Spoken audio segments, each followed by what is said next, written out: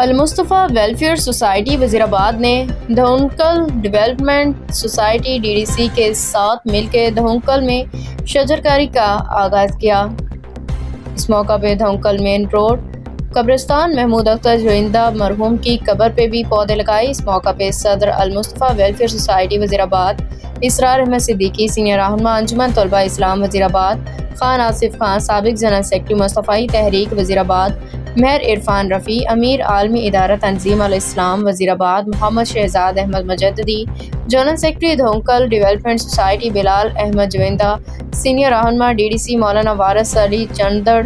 रहनुमा DDC Zohaib Ashraf Baraich, advocate रहनुमा मुस्तफ़ाई तहरीक धौंकल अली रज़ा मेहर, समाजी शख्सियत फैसल शहबाज जोइंदा, सुपरवाइज़र DDC